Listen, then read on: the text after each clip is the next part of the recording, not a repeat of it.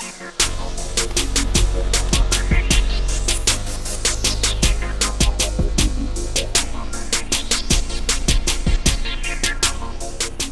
right, everybody, welcome to the Comments from the Peanut Gallery podcast. I'm here with a very special guest today, along with a special number of the podcast right here. This is episode 69, in case you were wondering. So only fitting that we have the OG of OGs in the house, Mr. Chris Camozzi.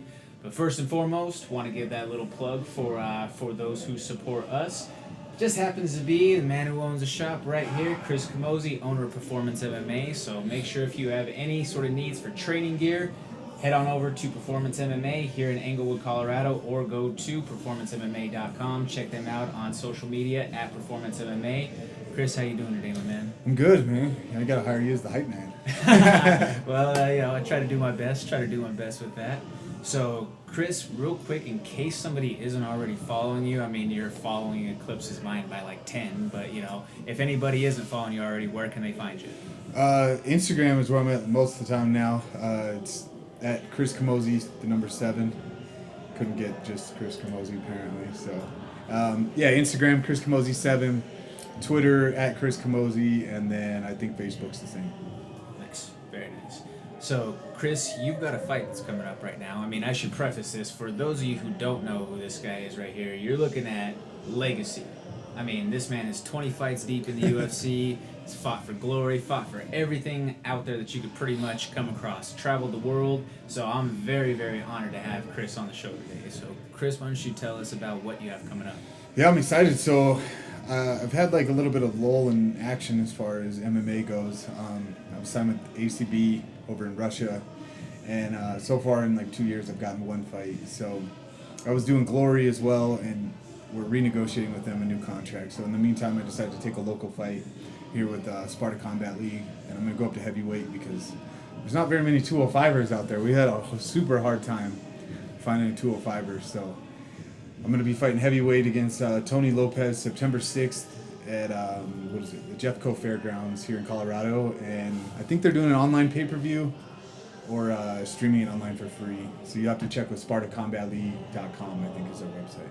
Something to that effect, Sparta Entertainment Group, whatever they've changed it up to on that. But I'm excited to see you back in the cage on the MMA side of things. Yeah, it's nice not cutting weight. Right now I'm not miserable at all. I actually have to gain a little bit of weight, so...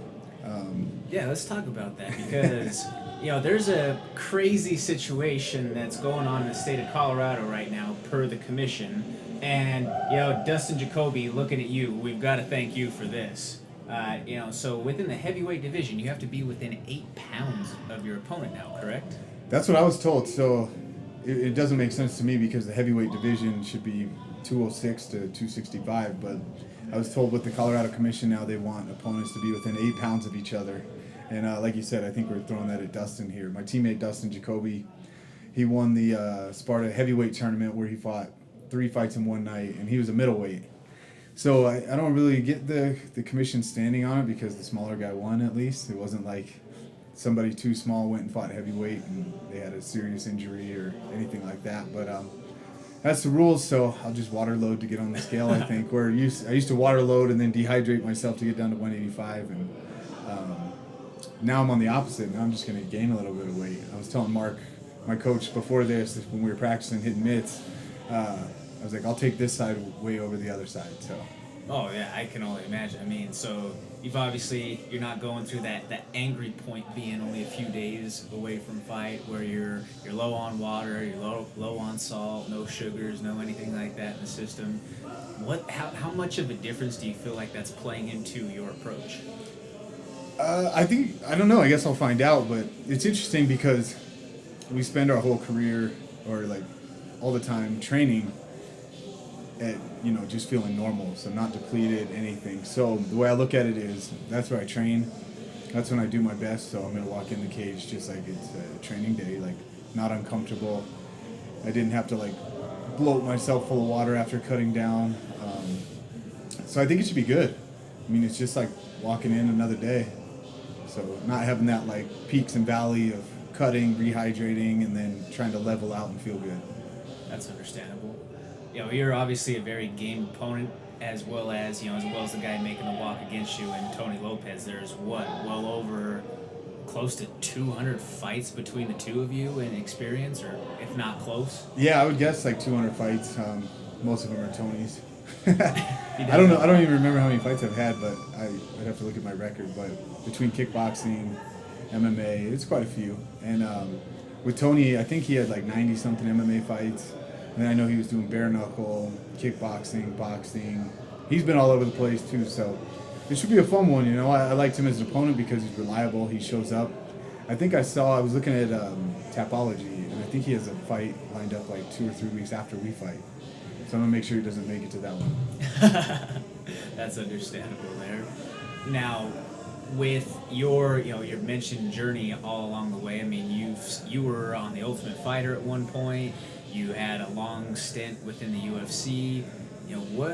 Just kind of talk to us a little bit about how that journey has it evolved. Man, yeah, it's been a long, crazy ride. I mean, I don't feel like it's been that long, but when I think about how many years, that's a lot of years. I've been fighting for, I think 13 or 14 years now, which is crazy to think about. I don't feel old. Yeah, I'm 32, so there's a lot of fights in a decent amount of time. But yeah, I went, before the Ultimate Fighter even, I was fighting locally here. And there were times I fought twice in 2 weeks, just back to back. That was back when promoters didn't care. Nobody signed you to these, 30 days before, no 60 days before the event. You could just take fights everywhere, and I fought all over the place. And then started going to Canada. It was my first international fight. I was signed to a promotion called MFC that's not around anymore, on HDNet Fights. So I got some international experience. And after that, I think after that was when I went on Tough. And then started the whole UFC ride, got to travel all over the world. A lot of crazy memories, things I'll never forget. It was a lot of fun. Now, outside of the UFC, it gets even crazier. It's like the Wild West, going and fighting in Russia, the kickboxing stuff. But I'm enjoying it. I'm having fun. I always said before I was done I wanted to kickbox and maybe even box. I don't know. We'll see. I just like fighting. I thought about the bare knuckle stuff before. You just to say you did jiu-jitsu? Yeah, I did a pro jiu-jitsu match. But yeah, I don't know. I'm just seeing where it takes me and having fun, traveling the world and getting paid to fight people and that sounds like an amazing see different life places. On that side of things. Yeah, I mean, it can be amazing as long as you win. There's some downsides to it, but yeah, so far it's been fun. I mean, I would say that there's very few that are out there that maybe fall exactly within this category, but you're pretty much universally loved. You're held in very high regard from all of your peers across the board. What do you think is attributed to that? I think just be nice to people. I think Mark actually mentioned it. Like when I was in the UFC, I knew all the staff, talked to everybody. Never like big league people or anything. I'm just a normal guy, so I get along with just about anybody. Yeah, I don't know. I'm just always happy, so I think that wears off on people. And even though I talk a lot of shit here in the gym to the guys, they know I like them. Yeah. I don't talk shit to people I don't like. It's a sign of, or it's a term of endearment, right? Yeah. Some banter of endearment there. Now let's kind of rewind again to with this. When you were on Tough, it's simple, like at least from the viewer's perspective, and we've never actually talked about this in all the time we've been around, but I just have always thought about this. You were kind of almost being fast-tracked to being like the star of that season. You had a lot of camera time, at least what they put within the episodes for those first couple before you had the jaw fracture that eliminated you from competition. Yeah. So how do you think that kind of affected maybe the trajectory of things? Well, I went in there with a goal. So my former manager, a guy named Jason Janae, was real smart on it. He had a lot of guys go through Tough. He told me every chance you get, so this could be some good advice for guys going on the show, because I think they're revamping the show. When I coached with Stipe, and then we told them the same thing. Every chance you get when they ask for an interview, because the producers would come in and be like, anybody want to do an interview or whatever. My manager was like, make sure when they ask, you constantly say yes. Give them as much footage as you can, like make yourself known on there. And so my whole goal was, every time they asked, I'm like, yeah, I'm in, I got something to say. Even if I didn't really have anything to say, you're also looking for an excuse just to kind of get out of the house, go out front, do an interview or whatever. Have something to say, and then my other goal is to not go on there and be a jackass. So, you know, my mom watches the show, my family. I didn't want to portray myself as some drunken idiot. And it was serious to me. You know, I already had a decent career before going on there, so I wasn't one of the like 2-0 guys that want to be like the tough guys. And right. I think there's two different kinds of people that go on the show. There's guys that want to be reality show stars, and there's guys that actually want to be fighters. So you can kind of see as the season goes, like it splits. You can tell the guys that are just there to say they were on TV and the guys that are there to make a career. So I wanted to be one of the guys that is there to make a career. I mean, well put. Like Yeah. I say, I've wondered that all along, and just, you know, a crazy turn of events, because you were still practicing, for that matter. You were still drilling and everything. At least that's how they showed it on the show. Yeah. And then Dana came in and said, you know, we've got a guy who has an injury and is going to have to go. Is that exactly how it went, or was that kind of, you know, played up a little bit for the show, or what did that exactly look like? I'll give Tough some credit, at least from my experiences. I didn't ever see them like feeding drama or anything like that. It was more, they know the personalities to pick. Most of it seemed, I mean, I think all of it was real. As far as, I wasn't there very long. I was there about a week total. But yeah, I mean, we still had practice the very next day. So we fought to get in the house. I broke my jaw. I won the fight, so I got to go to the house. And it was kind of crazy. So I don't know how many times I've even talked about this. Probably not too many. But we thought I had broken a tooth or something, is what the doctor initially thought in the fight from getting hit. So he took me to the dentist. They had it x-rayed, and the dentist was like, yeah, one of your teeth is broke.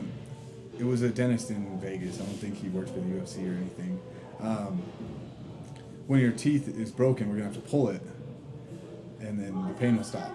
I'm thinking like, all right, pull the tooth. You know, we're getting ready to pull the tooth, and Dr. Davidson, who works for the UFC, comes into the office. I'm sitting in the chair, like waiting for them to pull this tooth out, and Dr. Davidson comes in, and he was like, hold on. And he shows the dentist an x-ray, and he's like, it's not his tooth, his jaw's broken right here. Looked pretty clear when I saw the x-ray. He was like, right here, his jaw's broken, it's not a tooth. So I ended up leaving with him and the producers, and he was like, do you know how bad that would have hurt to have him pull a healthy tooth with, you know, especially with a broken jaw? Yeah. So that's when I found out my jaw was broken. I didn't know what was going to happen yet. So I go back to practice where everybody's there, and then Dana comes in and was like, everybody get together. I thought they were doing the fight announcements. They didn't tell me I was going home. And this was, the 11th season, so I guess I should have expected it. But I didn't know how bad it was broken. And originally, so I kind of got ahead of myself. Before that, we thought I was going to get picked to fight because I was injured. Most of the guys knew that it was hurting. I couldn't eat, you know, so my weight was still real low. I was just drinking protein shakes and like eating fruit, easy stuff to like swallow and mush up in your mouth. And Tito was like, all right, well, if they pick you, I've got an idea. I've got a guy in Vegas that will shoot you up with Novocaine. So we had this plan that we were going to shoot my mouth up with Novocaine so that I could fight. And that's what I thought the fight announcement was when Dana came in. And I was like, I'm for sure getting picked. And that was when he told me I had to go home. And it was a real rush after that. Right after the cameras cut, they took me to the hotel. I didn't go back to the house. They took me to a hotel. And that was the last I ever saw those guys for that show. They sent a producer to go bag up all my stuff. And they brought me all my stuff that I brought in a big plastic bag. And we were just like, here you go, in the hotel. They gave me some spending money for the night and then flew home. It's kind of crazy how that all just wrapped up that fast then. Yeah, it was like a whirlwind, you know. I didn't even get to go back, get any of my stuff. I said bye to the guys at the training center. Didn't get to talk very much. They're like, we gotta go. So but obviously, within that short amount of time, though, your impression was felt, being that you were still, in the end, you ended up in dents. Yeah, so I didn't know. I came home, healed up. I think it took like 6 weeks. My jaw didn't get wired shut because I was already almost 2 weeks in by the time, a week and a half, 2 weeks in. So I got home. The doctor was like, listen, you got two options. I can wire your mouth shut, or you can promise not to chew anything for 5 more weeks. It was 5 or 4 weeks, something like that. And I was like, oh God, if I have the choice, don't wire my mouth shut. That terrifies me. Yeah. So I just didn't chew anything for the most part, you know. I ate a lot of pancakes and stuff like that. And once I was able to start training again, the show was going. And I didn't know if I was going to be on the finale. We kind of thought my opportunity was gone, maybe have to do it again. And then I got a call one day to be on the finale, so I was super ecstatic, you know. The whole time, they didn't give me any information, like, yeah, we're going to try to bring him on the finale, nothing. So as far as I knew, I was out. And it ended up working out, and then had a decent career in the UFC, and a lot of fun. I mean, you took on some pretty tough opponents throughout your UFC career. A couple of them that, you know, were not necessarily the best stylistic matchup either, though. Yeah. But, you know, leading back to that sort of just game mentality and attitude. You know, I mean, you, correct me if I'm wrong, you took both Jacare fights on 5 days' notice. It was somewhere in there, yeah. Each one was like a week's notice. Yeah, within a week's notice. What, 5-7 days? Who gives a fuck? It's 2 days difference. You took Jacare twice in a week. Yeah. So it's kind of, yeah, it's crazy. So back then, I didn't realize, maybe you couldn't back then, I don't know. I always thought you couldn't turn down fights. Like, I don't think I would have turned any of them down, even looking back, but I thought once you're in the UFC, you got to be ready to fight everybody. Like, that's your job. You're signed to this promotion. They get to pick who you fight. You don't pick where, when, unless you're hurt. So I just said yes, yes, yes, yes, and my management thought the same thing, I guess. And there were some ups and some downs, you know. There's some that I could have asked for more time or maybe tried more money, something like that, because I see these guys now, they pick and choose their opponents quite a bit, and back then it was just like, well, that's what's offered, that's what you get. And yeah, there were some times I didn't necessarily feel like fighting, but like one time specifically, I came home, I think I just beat Vitor Miranda, and I was on a 3 or 4 fight winning streak. I got home and got offered, and in my post-fight speech I said I want a top 10 opponent. And I got home and it was like a day later. I was banged up. We thought I broke my foot. I hadn't even gone to the doctor yet. I was in a boot, and Joe Silva said, "You're gonna fight Talis Lates, however you say it." And it was like 2 months out. And I was like, "Well, I'm in a boot." And he was like, "Well, you know, figure it out with the doctor. Let me know." My foot ended up not being broken. It was just really swollen. I had just some needling, and the swelling had to go down. I couldn't wear a shoe. And I was planning on taking like 6 months off, but my manager was like, "Well, you asked for a top 10 opponent. Joe offered you a top 10 opponent. What am I going to do? Tell him no?" So it was kind of funny. I ended up fighting him. I lost. It wasn't because of that, but it's just funny. Yeah, I always thought you had to take every fight that was given to you. I don't know. I still think guys should for the most part. Then we don't get locked up on this guy doesn't want to fight this guy because this guy's not high enough ranked. It's just fight your way to the top and make it. Well, you come from a different era than a lot of some of these younger guys, for sure, in that. Like, you're from an era where it was, according to Chael, like, you came from the real tough guy era. You know, and which kind of, you know, bridges the gap. You have a connection with Chael, too. Yeah. But, you know, like, that's something that he's talked about on Bad Guy Inc. a lot of times, is that in that era of coming up in the game, like, it wasn't about what the other name was or the rank was. If there was a guy who was put up against you or was, you know, on that proverbial bracket across from you, you stepped up and you handled business. Yeah, you show up, you know. I went into a fight with a torn knee. And it, you know, hindsight, it doesn't seem like the best business decision, but I'm kind of with him on that. Like, if you sign and agree to something, unless I can't make it, like, I'm going, you know. There's times you don't feel right, and this and that, but you just put it all in the back of your head, and you agreed to fight for a living, so that's what we got to do is fight. And yeah, I don't necessarily like the whole pick and choose, and if you're the champion, you should be the champion because you can beat everybody. Not that you bounced and, you know, dodged and picked your way to the top. That's understandable there. What would you say along the way has been the biggest thing that you've had to overcome? Biggest thing to overcome, I think just being consistent, training. You know, I train 6 days a week pretty much all the time.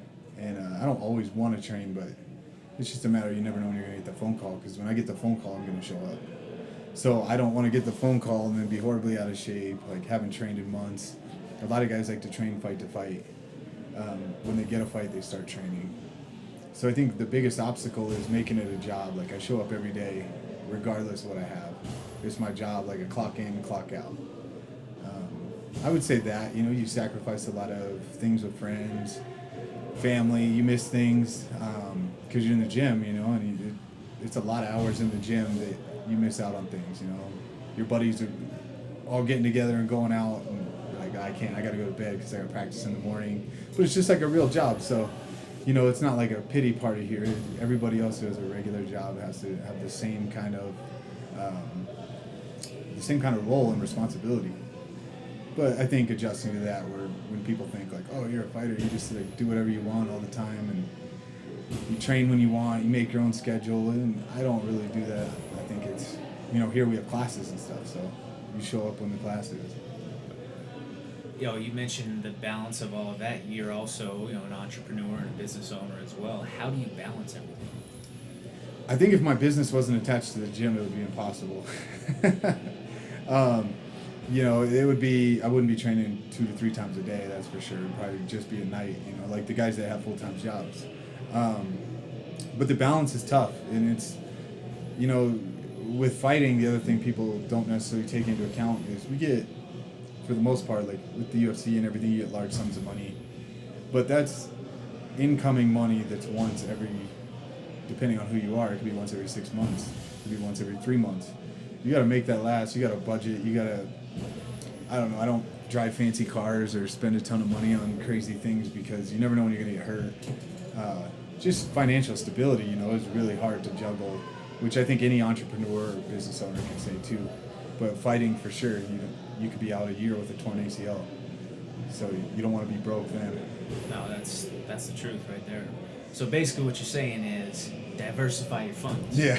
Diversify those funds right there. Yeah, and I try to put money into my house and things that are going to last, my business, things that can make me money outside of fighting. And I think that's every fighter's goal should be, you know. I know you talked to Anthony Smith. His whole goal is to use fighting as a platform to make money outside, and I'm trying to follow the same goal. The guy who I've learned a ton from in the business sense and got to pick his brain a little bit while I was out there in Anaheim is James Krause. Yeah, Krause is real smart with his money too. Yeah, that guy just was like a wealth of information that I was just trying to absorb as much as I could. Yeah, him and I talk all the time about business and everything else. And he's another one, you know. You see these other guys, they win one fight in the UFC and they go buy a car or something stupid. Just about being smart. I've been broke before. We didn't grow up with a lot of money. I don't want to be broke again. So, you know, I've learned from past things and just keep growing and try to be smart. If you could offer one bit of advice to a 20-year-old Chris Camozzi, what would it be? It's hard. I know I didn't do everything perfect, but I learned lessons from things I did wrong. So missing out on those things would be tough. But I don't know. I have to think about that. I might get back to you before the end of this. Okay. Well, what would you offer to someone who is, say, you know, that young 2-0, 3-0, 2-3, less than 5 fights within their career fighter that's out there trying to make this their thing? Like I said, treat it like a job. Be humble about it, but treat it like a job. Show up when you need to show up. It's not picking and choosing your own schedule and this and that. You know, I think respecting the coaches goes in a lot. You know, you're paying somebody to lead you and help you make decisions. But you got to hire the right coach and just, treat it like a job. Don't think because you're fighting and you're making money now that it's not a real job. Like, tons of guys say that. Like, oh, I don't have a real job. Like, this is a real job. This should take more hours than a regular job. This is actually more work than a regular job. So I think that's the biggest thing. You've been one of Coach's longest standing athletes, Coach Montoya's. How did you guys meet? How did you guys cross paths?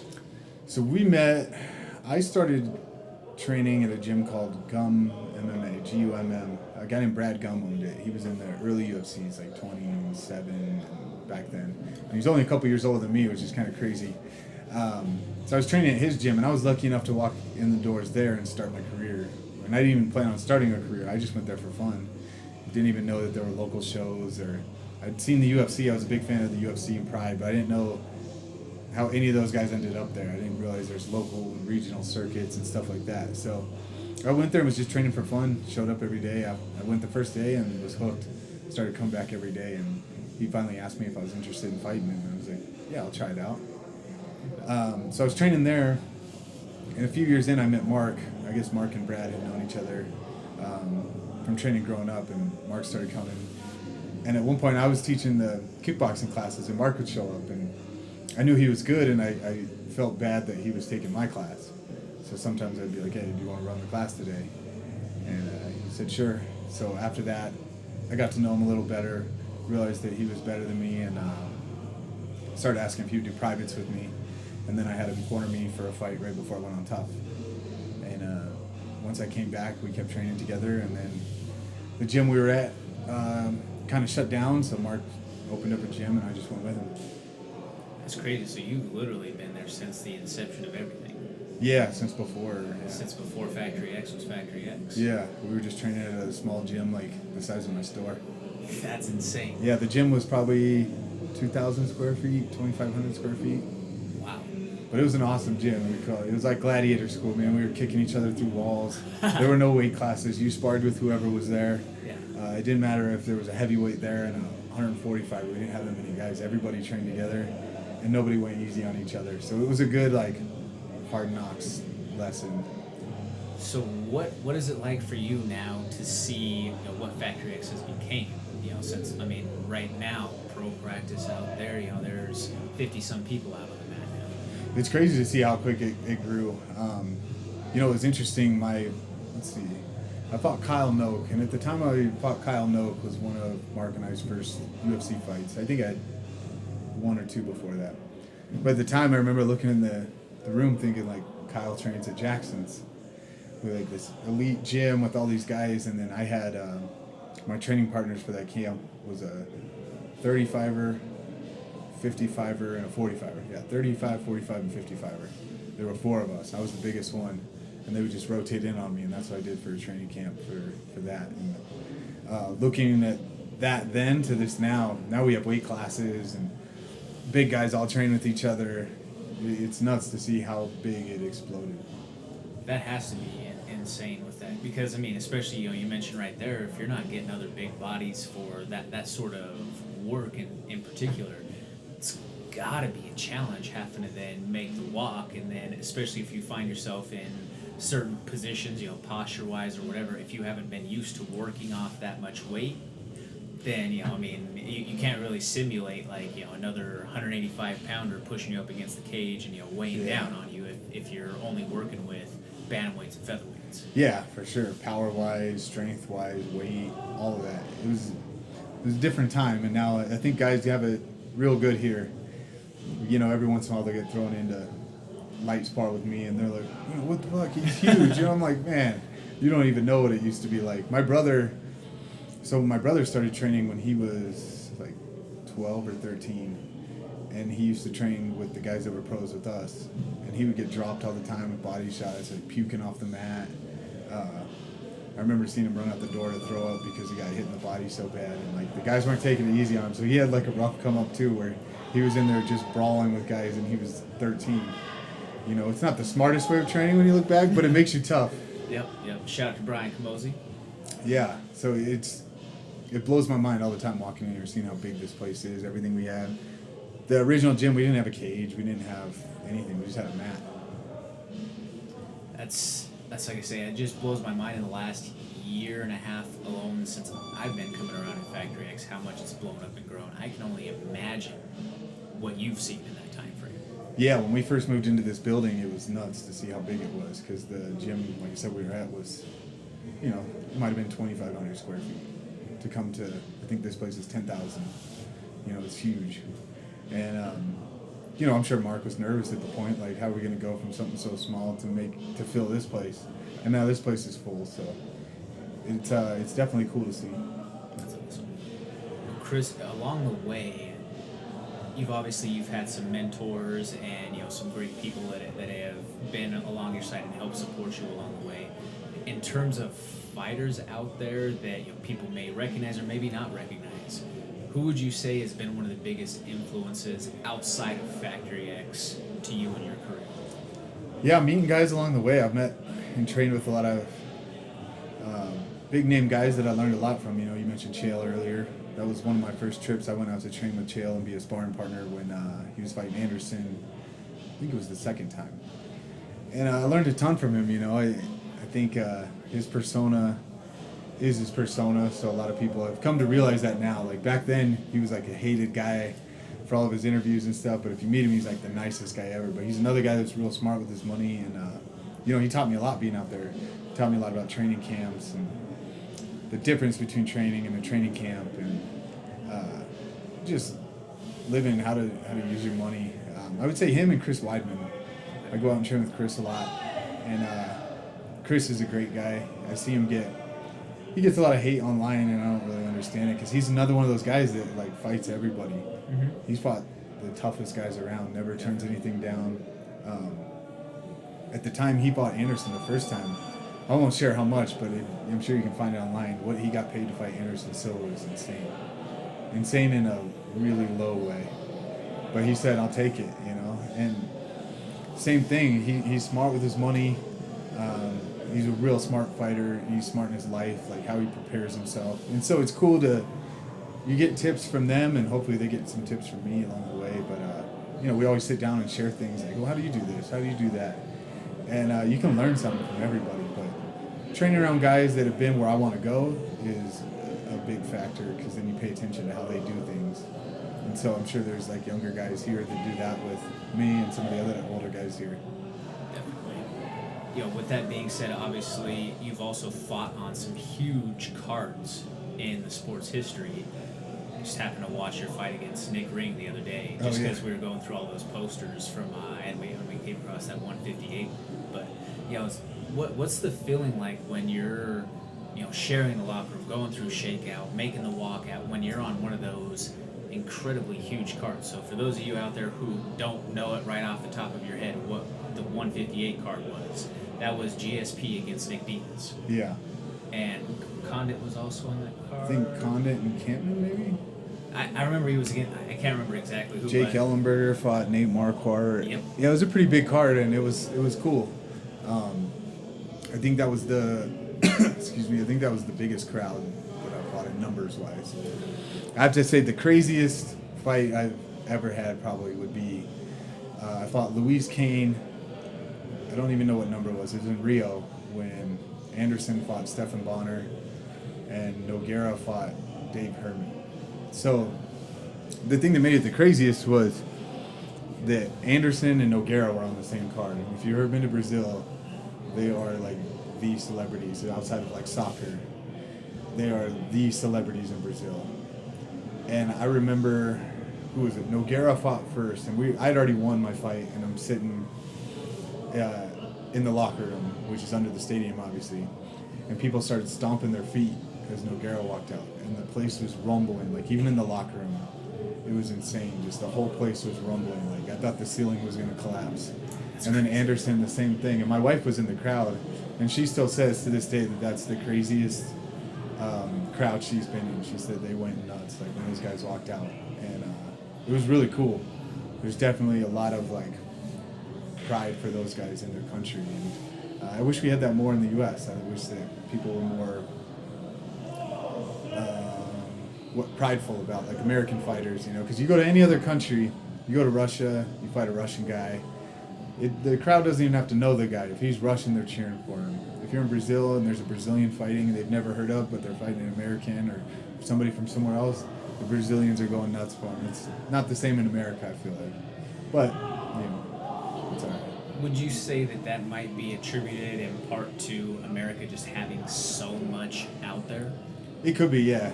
But a lot of countries are just super prideful, and I think it's really cool. I like seeing it, even if I'm on the opposite side of it. I've walked out and fought some guys. I fought a Brazilian on that card, and they were going nuts for him. And I remember thinking like, wow, this is really cool actually, for him, not for me. So I mean, how does that feel then, being on the opposite end of that sort of hostile crowd? Because we've all heard the horror stories of how Brazil can be. But I mean, as you actually being the competitor in that arena, What was that feeling? Like I said, I thought it was cool. I don't let it shake me too much. Way ahead of time. I always fight guys in their hometown, and it seems to be my thing. Except this fight, I'm fighting at home, and there's a guy coming here to fight me. But every time I've traveled to other countries, I've always fought a local guy, I think. Nick Ring was Canadian. I fought a couple Brazilians in Brazil, an Australian in Australia. I don't let it shake me too much because I plan way ahead of time. I'm like, I already know they're going to boo me. But I'm competitive, so when you boo me, it makes me want to do better too. Just like any other sport. If you tell me I can't, that makes me want to do it more. That's understandable there. But I can see how it get to some guys. It's definitely like deafening sound when you walk out of one of those stadiums. Would you say that, just the fact that you're so game in general, like, hey, it doesn't matter if we're in your front living room, we're still going to get it no matter what. Yeah, and I want to beat the hometown guy. Just when you're getting booed, the best way to shut them up is to beat their guy. Then there's nothing they can say, so that's always in my head. That's true. As we kind of come to a close and start to wrap on this, is there anything that we maybe haven't touched or covered that you would like to get out to the people? I don't think so. I think we touched a lot of things. We'll have to come back and do another one. I've got a ton of stories I can share. Definitely. We can go endless. But check out my shop, Performance MMA. Anytime you come in, if you're local, I might be working there. So I love to chat with people all around and hear other people's training experiences too. Let's see. Thanks to my sponsors, 5-Star Coatings, Revivid Sport, CBD, which we also sell in Performance. Koyos, which we sell in Performance. I know you've done some stuff with the drinks and everything. That's about it. Thanks for having me. Thank you very much for taking the time. I know that fight week stuff gets a little bit hectic at times, but I really appreciate you coming on and taking the time to just share some knowledge with the people out there about your experience in the game. I've worked hard to try to get to the point to where I felt like I've earned having someone like you on the show. So thank you. I really appreciate it. No, it's fun. Anytime. Well, thank you guys very much for following along. We are the Comments for the Peanut Gallery podcast. Make sure you follow us online at Comments for the Peanut Gallery on Instagram, at Peanut Podcast on Twitter, www.cftpg.com. Make sure that you give Chris a look this Friday night, September 6th, as he takes on Tony Lopez. And that's just the next step in the road to keeping this thing going, right? Yeah, definitely. Hopefully we have some big announcements after this fight. So. Awesome. Well, thank you guys very much for joining us along today. Have a great day. Right on, Thank you, brother. Thanks. That was fun.